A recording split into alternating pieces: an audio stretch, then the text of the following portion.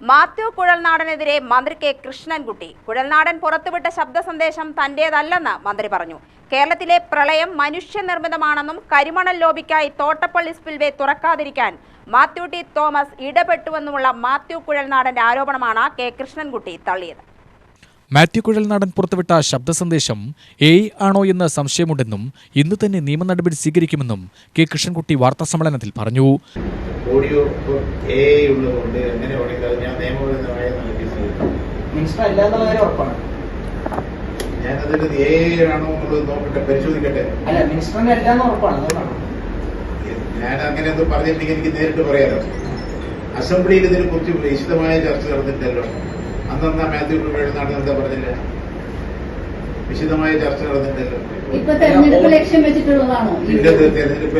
അത് ഈ സമയത്ത് പിന്നെ വേറെന്താ ലക്ഷ്യം? മാത്യു ടി തോമസിന്റെ പേര് പരാമർശിച്ചുകൊണ്ട് കെ കൃഷ്ണൻകുട്ടിയുടേതെന്ന് പറയുന്ന ശബ്ദ സന്ദേശമാണ് മാത്യു കുഴൽനാടൻ പുറത്തുവിട്ടത്. എന്നാൽ ഇത് തെരഞ്ഞെടുപ്പ് ലക്ഷ്യം വെച്ചുള്ള ആരോപണമാണെന്നും മാത്യു ടി തോമസിനെ മോശക്കാരനാക്കാനാണ് ഇതെന്നും കെ കൃഷ്ണൻകുട്ടി പറഞ്ഞു. ഓഡിയോ ശാസ്ത്രീയ പരിശോധനയ്ക്ക് വിധേയമാക്കണം. പ്രളയം മനുഷ്യനിർമ്മിതമെങ്കിൽ എന്തുകൊണ്ട് കുഴൽനാടൻ സഭയിൽ ഉന്നയിച്ചില്ലെന്നും IIT നേരത്തെ അന്വേഷിച്ച വിഷയമാണെന്നും കെ കൃഷ്ണൻകുട്ടി പറഞ്ഞു. മാത്യു കുഴൽനാടനോടൊപ്പം വാർത്താസമ്മേളനത്തിൽ പങ്കെടുത്ത പ്രഭാത് തന്റെ സ്റ്റാഫ് അംഗം ആയിരുന്നില്ലെന്നും കുഴൽനാടൻ പ്രഭാതിനെ ഉപയോഗിച്ച് ആരോപണം ഉന്നയിക്കുകയാണെന്നും കെ കൃഷ്ണൻകുട്ടി പറഞ്ഞു. പ്രഭാത് നിലവിൽ ജനതാദളിൽ ഇല്ല, പാർട്ടിയിൽ നിന്ന് പുറത്താക്കിയതാണ്. ചില അനാവശ്യ കാര്യങ്ങൾ പ്രഭാത് ആവശ്യപ്പെട്ടു.